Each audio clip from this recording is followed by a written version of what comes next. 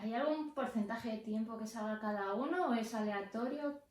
Depende de nuestras necesidades, de la situación personal, profesional que estemos pasando en cada momento. Por ejemplo, ahora estamos de baja por depresión y por ansiedad, por las dificultades del trabajo, lo que nos puede costar llevar la vida y lo que implicaba el trabajo en sí. Nos agotó, colapsamos y ahora estamos de baja intentando recuperarnos. Pero durante el trabajo, cuando estábamos trabajando, quien más tiempo solía pasar al frente al principio era Mel, por ese impulso que tienes.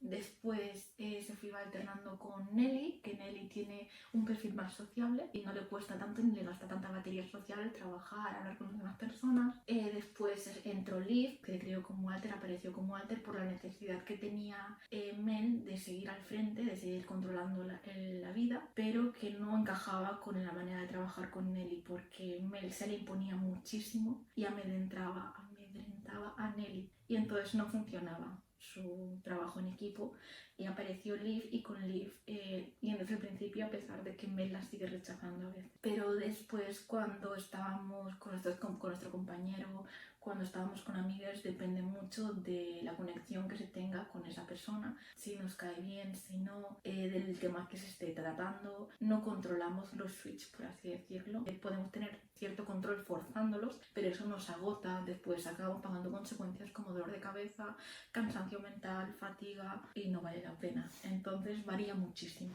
Vale, entonces ¿se puede controlar que salga un alter o no? Si es una situación donde se requiera sí o sí a un cierto perfil, entonces lo hemos llegado a forzar. Así que lo hemos llegado a hacer, lo de decir, vale, para esta situación, quien estuviera al frente, decir, vale, yo no puedo con esta situación, yo siento que no puedo, siento que me supera, entonces a veces cogemos como te puedo coger del brazo y arrastrarte al frente.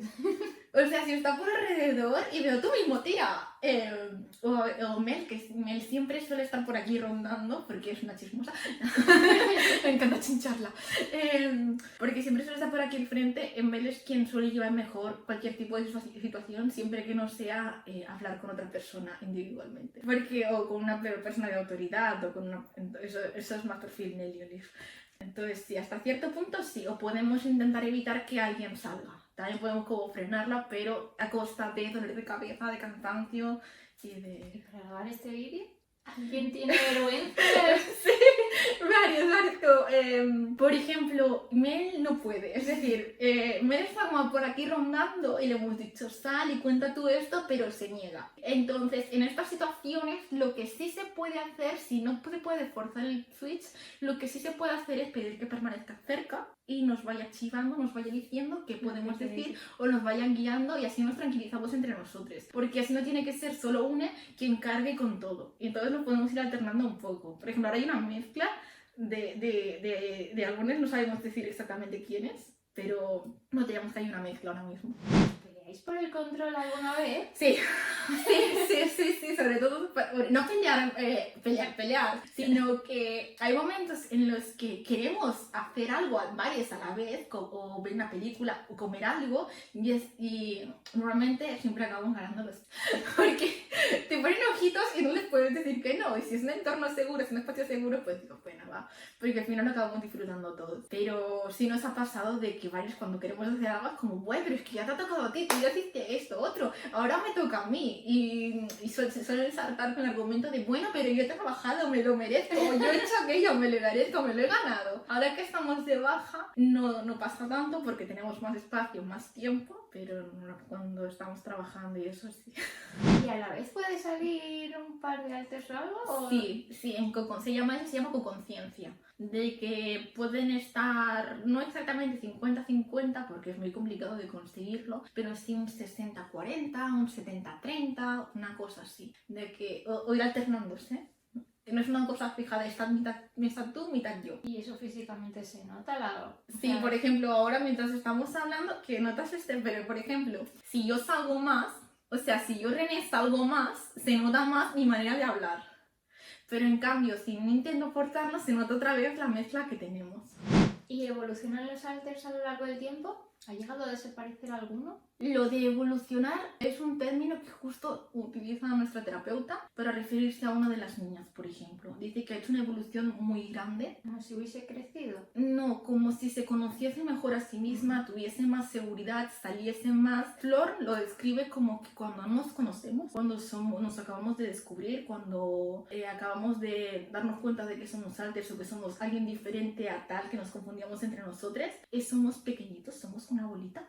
En cambio, cuanto más nos conocemos, el espacio que ocupamos individualmente va creciendo, porque no es que nosotros crezcamos, sino que el espacio que nosotros ocupamos crece. La autoconfianza. El autoconocimiento también, el saber quiénes somos, qué nos gusta, qué no nos gusta, nuestras limitaciones, si guardamos traumas, si no, nuestras fortalezas, todo eso son conocimientos individuales que se van acumulando y nos hace ser más, nos hace ser más complejos. Y a lo que has dicho de que si podemos desaparecer, no desaparecer lo que estás un momento y al momento siguiente no estás. Lo que suele pasar es que hay alters que pasan a estado durmiente, que se van a dormir, por así decirlo, entonces no tenemos acceso a ellos, no sabemos cómo están, no sabemos dónde están, no sabemos nada de ellos, pero podemos intuir, o Flor incluso nos lo dice, que Flor tiene mucho autoconocimiento sobre el sistema, dice que están pero como apagadas, como nuestro compañero dice que es como que están en modo avión o modo ahorro de energía, es como un ordenador cuando ciertas partes ya no son necesarias, no se eliminan, siguen existiendo, solo que están apagadas y en otro momento pueden despertar, sino también lo que puede pasar es que dos alters se fusionen en uno y dejen de existir dos y se conviertan en uno, que son esos dos alters a la vez, no es que dejen de existir, sino que se fusionan.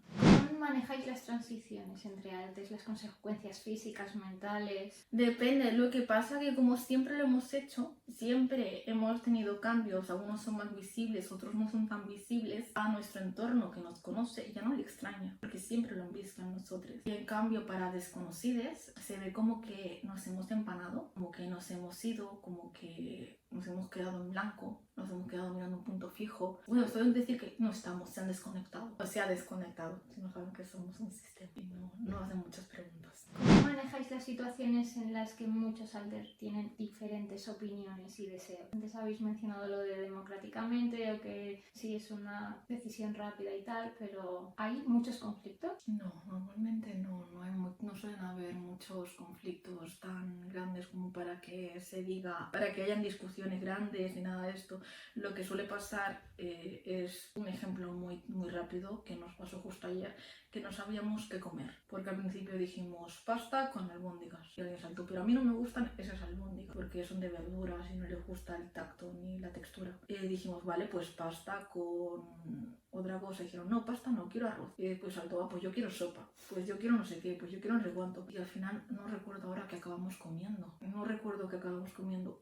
Me entra pánico cuando no recuerdo algo tan sencillo, lo siento, espera. Es una cosa muy simple, muy tonta, que a no todos nos afecta por igual, pero a mí, por ejemplo, sí, porque yo noto que hay un hueco ahí Y no sabes. no sé rellenarlo. Yo sé que nuestro compañero sí que comió pasta con albóndigas, pero sé que nosotros nos decimos otra cosa y no recuerdo, no sé por qué no recuerdo y es muy frustrante no recordarlo. 2000 años más tarde. Oh, vale, ya está, ya me ha llegado.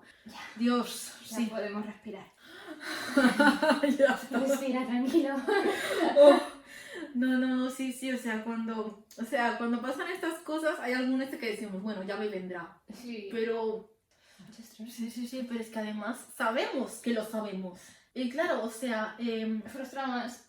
sí, y además que él tenía el recuerdo de estar preparando lo de David, pero no No, recordaba, es que no tenía el recuerdo ni de coger la sartén, ni de ir a la nevera, es que no había nada. Es como cuando en un videojuego hay zonas que están en negro, que tú ves parte del mapa, pero las otras no, así veía, pero recuerdo. Es muy diferente cuando olvidas algo que no tienes recuerdo de todo, Sí, pero solo el hueco, está ahí. Sí, pero Está. cuando tienes un trozo del recuerdo y el otro como que por No. alguna razón no tienes, es más frustrante y le asusta, a él le asusta y a algunos nos asusta, pero no normalmente este nivel, sino que sea bloqueado, Nadie quiere salir. No, que se ha puesto nervioso, es claro, porque es como un pum, pum, pum, así como un detonante, un momento de crisis puntual, pero que nos ha removido, porque, telita, o sea, sentir este miedo de de que tu propio cerebro, no tener acceso a tus propios recuerdos, o sea, recordamos lo invalidante que puede, no invalidante, las limitaciones, nos chocamos de golpe con las limitaciones que no recordamos siempre, que sabemos que están ahí, pero cuando pasan estas cosas es como, sí, lo sé, pero otra cosa es que te pase y lo recuerdes y lo vivas. ¿Cómo afecta ser un sistema a vuestra vida diaria? La gente tiene en mente una sola normalidad. persona, sí.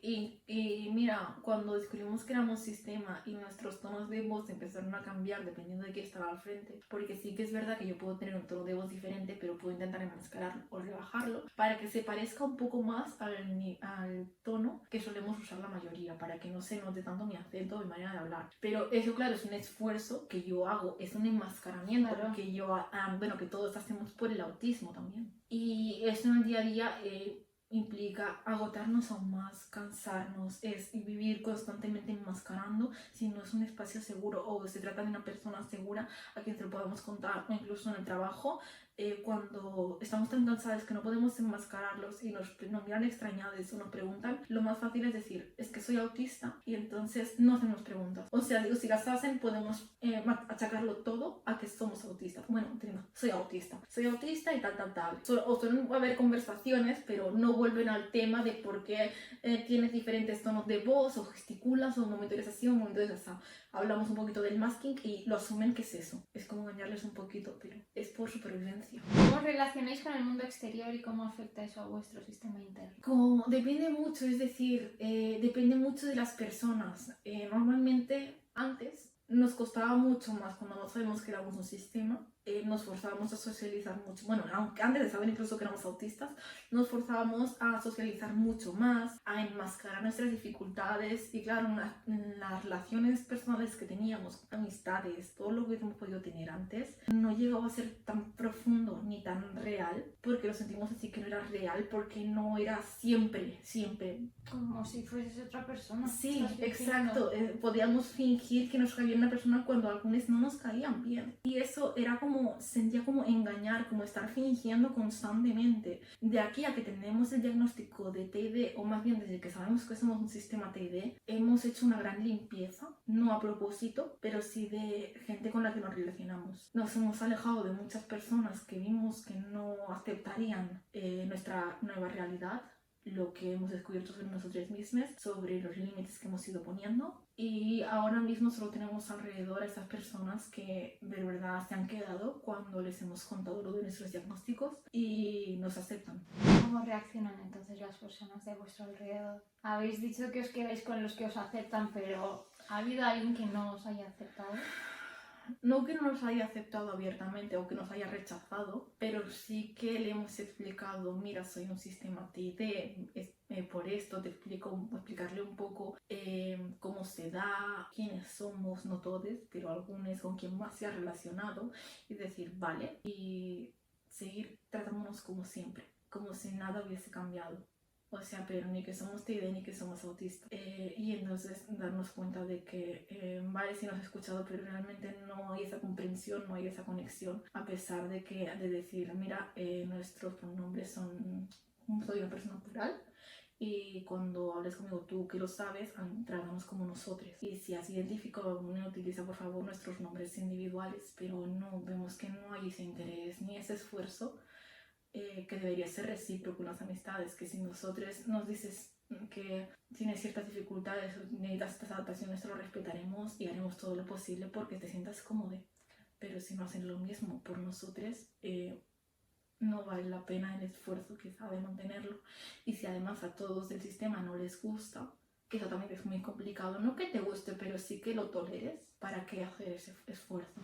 ¿Cómo creéis que la sociedad debería ser más comprensiva y respetuosa? Para empezar, no invalidándonos, no diciendo que eso no existe. Sobre todo los especialistas, psicólogos, psiquiatras, médicos, cuando expliquemos esto, no decir eso no existe, eso no es real, que nos hemos encontrado con especialistas que decían que eso no es real o que eso es una cosa muy rara y que no podíamos tener eso. Es decir, un poquito de comprensión, un poquito de empatía. Si no te has actualizado desde que te sacaste la carrera hace 20 años, no es nuestra culpa. Porque ¿cómo lo justifican entonces? Porque me he encontrado en esa situación hablando con personas y lo primero que hice fue ver si en el DSM-5 y en el CIE-11, que son los manuales más actualizados, aparece y ya está. Entonces, como un profesional puede decir, no existe, pero está en sus manuales. Porque, por ejemplo, el profesional que nos diagnosticó, cuando le dijimos que pensábamos en un trastorno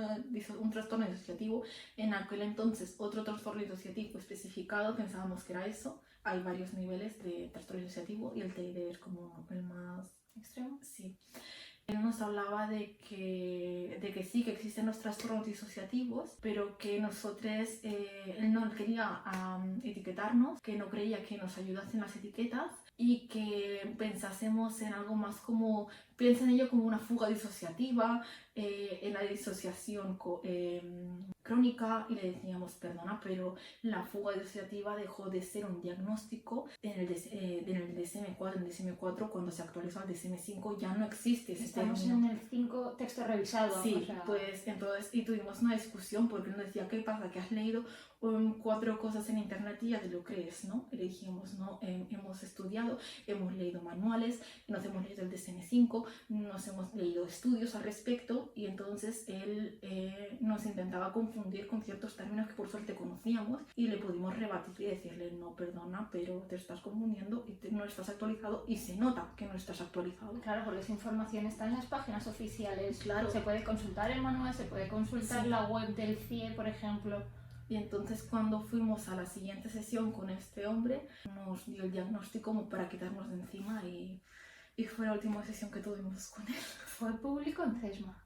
O sea, ¿es privado o Privado. privado? Privado. ¿Y en el CESMA es lo...? En el CESMA, cuando fuimos al psiquiatra que nos tocó, a los 5 minutos de reloj, porque lo miramos, nos dijo que no éramos autistas porque tenemos teoría de la mente y que el OTID es una cosa que él decidiría, que no podía ser, que eso tenía que ser otra cosa y que él se va a encargar de curarme. Vale. Tal cual. Y entonces, al cabo de, estuvimos hablando unos 15-20 minutos y fueron obvios los cambios por la ansiedad, por el estrés, por todo, y el paso de no te creo a tú tienes que estar encerrada en un centro psiquiátrico. Sí, fue muy fuerte, fue muy invalidante y nos afectó mucho. Incluso recordarlo a día de hoy es que fue súper retraumatizante. Nos dolió muchísimo, incluso un especialista que supone que está ahí para ayudarte. Creo que podríamos hablar otro vídeo Sí. de cómo funciona la seguridad social actualmente. Da para mucho, sí.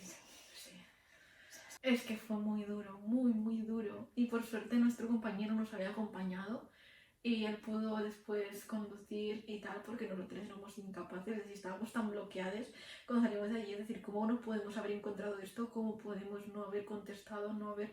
Pero es que fue un ataque, acabó insultándonos, llamándonos, nos dijo, eres una listilla, yo aquí soy el profesional, tú aquí eres el paciente y tú no me puedes hablar así.